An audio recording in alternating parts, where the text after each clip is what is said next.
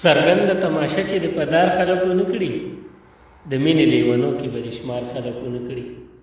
او جرګه وي مرکه وي ټول د کار خلک راټول وي، خو یو د کار خبره ټول د کار خلک ټول د کار. او پردو سره چې کینی اخي پردو سره چې کینی هرې لارې ته تیار وي، او د خپل بابا راوړي سره لار خلکو نه کړي. او د خان کاکا بچی ته هیري نصیحت دا وي چې وده درنه کلي کې دا خوار خلکو نه کړي. او ذاکره ژوندون پرېږده، داسې مرګ له خدایه غواړه چې شک د پس له مرګه په کردار خلکو نه کړي. السلام علیکم ورحمت الله وبرکاتہ. د پښتونیا ټي وي چینل ملګرو سلامونه به قبول کړئ. د ذاکر یوسفزي صاحب د کلام سره خوندونه ترې واخلئ. سمیع الله جمال صاحب را سره ناست دی، بیا د ده خوا له راغلی وم.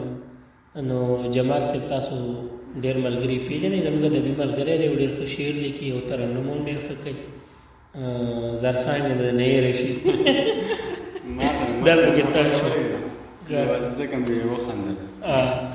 نو جمال صاحب خوشحاله ژوند درته غواړم عنایت صاحب، د دومره لرې نه تکلیف وکړي.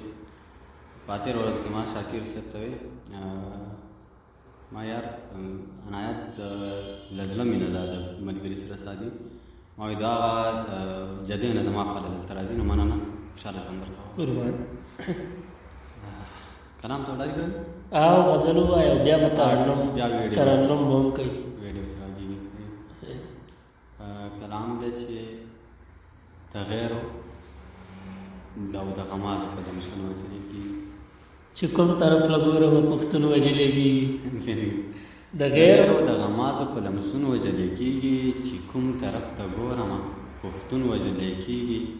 او لالیه دا قانون د محبت دی که پوهېږي. لغونې مداخلت پکې کومه. ستاسو د شعر دا مطلب تاسو کېدای شي لا نیوز نه کتلي. نن په خبره کې چې کوم دی نو ډېر کالونی مسجد مدرسه ده او په هغې کې د ماکه شوي ده، ډېر واړه واړه ماشومان پکې چې هغې پسې به هم خیر دا ستاسو د شعر سره مې بیا هغې ته خیال شو.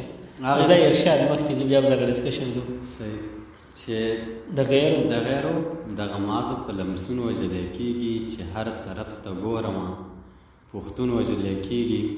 او لالیه دا قانون د محبت دی که پوهېږي چې مینه پیدا کېږي په بېلتون وژلی کېږي. واه چې مینه پیدا کېږي په بېلتون وژلی کېږي.